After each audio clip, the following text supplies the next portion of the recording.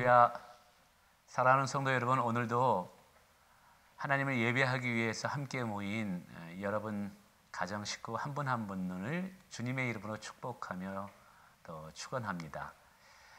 오늘도 하나님은 하나님을 경외하는 가정을 찾고 있습니다.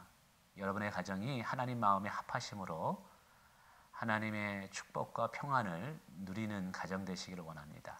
자, 오늘도 함께 은혜 받을 말씀은 사무엘하 7장 우리 27절부터 29절을 한번 성경을 펼쳐보시고 제가 읽을 때 눈으로 따라와 읽어주시면 감사하겠습니다. 27절부터 읽도록 하겠습니다. 만군의 여호와 이스라엘의 하나님이여, 주의 종의 귀를 여시고 이르시기를 내가 너를 위하여 집을 세우리라 하셨으므로 주의 종이 이 기도로 주께 간구할 마음이 생겼나이다. 주 여호와여, 오직 주는 하나님이시며 주의 말씀들이 참되시니이다. 주께서 이 좋은 것을 주의 종에게 말씀하셨사오니 이제 청하건대 종의 집에 복을 주사 주 앞에 영원히 있게 하옵소서. 주 여호와께서 말씀하셨사오니 주의 종의 집이 영원히 복을 받게 하옵소서 하니라. 우리가 너무나 잘 알고 있는 다윗의 기도이죠. 종의 집이 여호와께 영원히 복을 받게 하옵소서. 정말 여호와를 경외함으로 하나님을 예배하는 여러분의 가정에 이 축복이 임하기를 원합니다.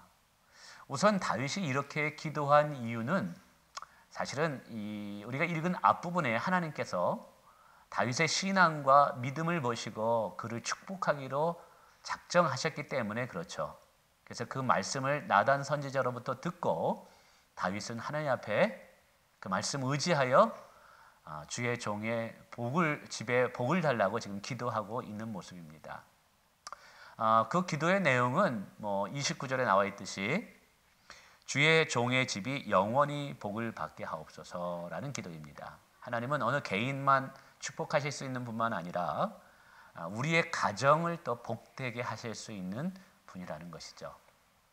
그래서 다윗은 이 기도를 통해서 그의 가정이 복을 받게 됩니다. 어떠한 복을 받았을까요? 우선 다윗 자신이 복을 받게 되죠. 그래서 하나님으로부터 이스라엘 백성들을 다스리는 왕으로, 주권자로 세워지는 복을 받게 됩니다. 뿐만 아니라 그의 이름이 존귀하게 되어지는 복을 받게 됩니다. 뿐만 아니라 그의 솔로몬의 때에 가서 가장 번성하는 나라로 축복을 받게 됩니다. 이제 솔로몬 이후에 북이스라엘과 남유다로 갈라지게 되죠. 북이스라엘은 여로보암이라는 사람이 왕이 되고 남유다는 르호보암이라는 사람이 왕이 됩니다. 그러나 북쪽에 있는 여로보암의 왕조는 시간이 지나면서 여러 번의 왕조를 거듭거듭 바뀌게 됩니다. 궁중에서 살인, 이름 알 수 없는 전쟁 이런 것으로 인해서 왕조가 바뀌게 되죠. 반면에 이 다윗의 후손으로 구성되어 있던 남유다 왕국은 왕국이 멸망하기 전까지 계속해서 다윗의 후손들이 통치하게 되는 일이 일어나게 되죠. 물론 남쪽의 유다의 왕들도 실수와 잘못을 한 적이 많았습니다.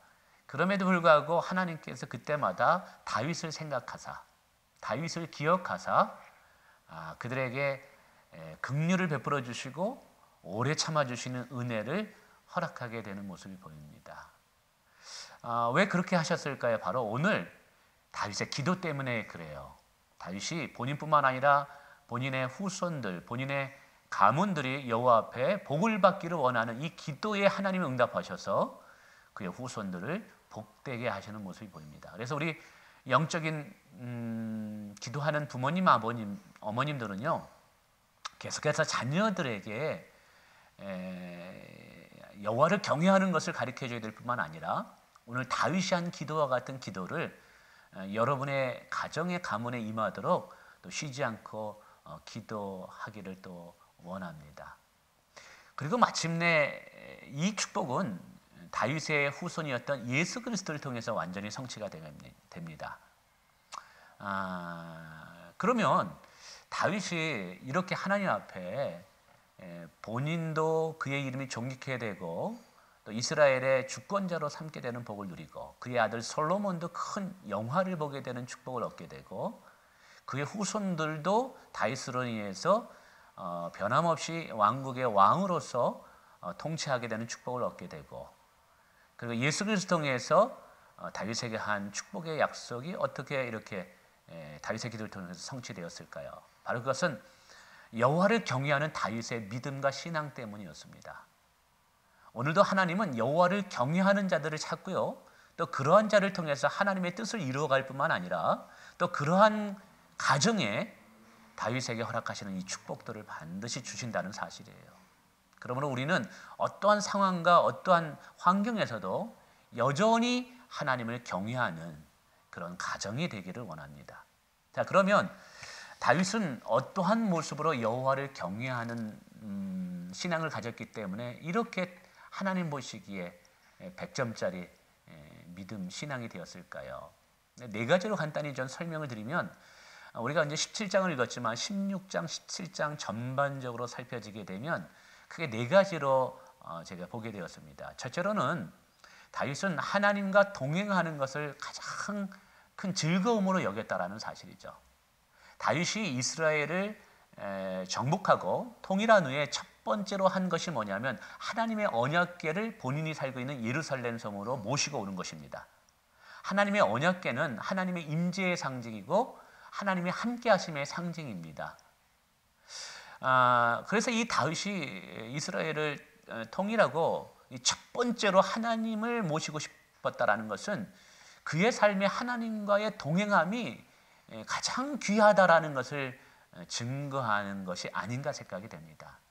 그렇습니다. 오늘도 하나님은 하나님을 가까이 하는 자들, 하나님을 즐거워하는 자들에게 그 마음의 소원을 이루어 주십니다. 저 두 번째는 하나님을 예배하고 찬송하는 것을 가장 큰 귀한 것으로 여겨졌다는 것이죠. 다윗이 하나님의 언약궤를 예루살렘으로 모실 때 어린아이와 같이 기뻐하며 춤을 추는 모습이 보여지게 됩니다. 이때 얼마나 신났는지 사실은 그의 엉덩이가 보일 정도였다라고 얘기합니다. 근데 재미있는 것은 다윗이 수많은 전쟁을 하면서 많은 성읍들을 정복하게 됩니다. 그리고 수많은 전리품을 거두어내게 됩니다. 그러나 어느 곳에서도 전쟁을 하고 승리한 이후에 성읍을 정복한 이후에도 다윗이 이렇게 기뻐한 모습을 보인 적이 없어요. 근데 하나님의 언약궤가 들어왔을 때 그는 기뻐하고 찬송하는 모습이 보입니다. 이것이 하나님 보시기에 아름다웠던 것 같아요. 그렇습니다. 상황이 어떠하든지 하나님을 기뻐함으로 예배하는 자들에게 하나님은 은혜를 베푸신다는 사실이에요. 그래서 여러분의 가정은 어떠한 환경 속에서도 하나님을 영화롭게 예배하는 가정 예배를 멈추지 않기를 원합니다. 바로 그것이 다윗과 같은 축복을 받는 영적 비결이라는 것이죠. 세 번째 가장 중요한데 그것은 바로 하나님의 성전을 짓고자 하는 헌신하는 마음이 있었기 때문인 거예요. 원래 하나님의 성전을 짓고 싶었습니다. 그런데 하나님께서 선지자를 통해서 다윗은 전쟁을 하면서 손에 피를 많이 묻혔기 때문에 그의 아들 솔로몬을 통해서 성전이 건축될 것을 말씀해 주셨습니다.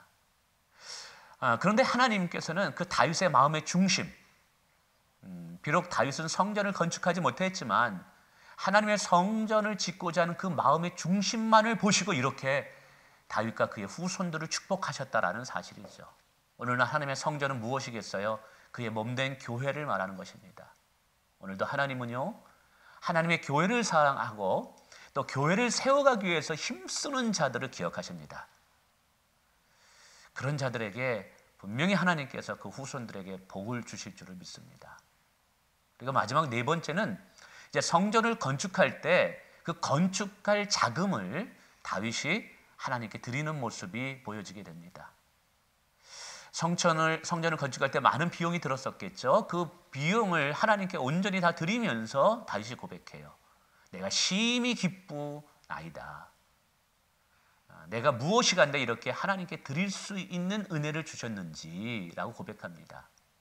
이 모든 것이 주께로 왔사오니 주께로 드리는 것이 마땅하고 합당하다고 이야기합니다. 여러분, 어떤 사람치고 자신의 물질을 내어주는 것 아깝지 않은 사람이 어디 있겠습니까? 근데 다윗은 하나님을 누구부터 사랑했기 때문에 하나님의 성전을 건축하는데 자원함으로, 기쁨으로 정말 하나님께 그 모든 것을 드리고 있습니다. 하나님께서는 바로 이것이 그에게 아름다운 신앙의 모습으로 보였던 것 같아요. 예수님 말씀하셨죠. 물질이 있는 곳에 내 마음이 있느니라 라고 말씀하고 있습니다. 결코 물질을 아까워하지 않고 하나님께 드릴 수 있는 이 다윗, 이것이 하나님 보시기에 100점짜리 신앙이었던 것 같아요. 말씀을 정리하면 이렇습니다.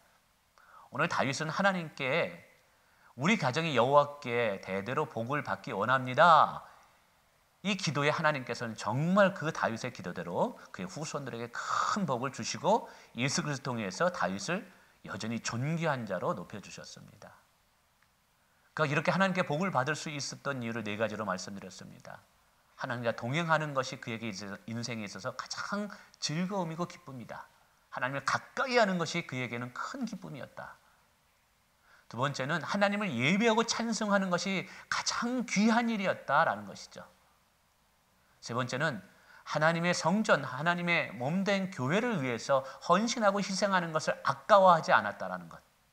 자신의 물질을 아까워하지 않고 주님을 위해서, 하나님의 영광을 위해서 드릴 수 있었던 이것이 하나님 보시기에는 축복받을 수 있는 그릇이 예비되어 있다고 보여진 것입니다.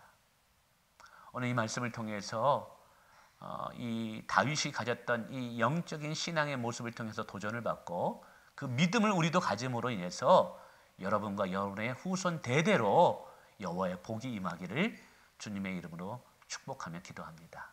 감사합니다.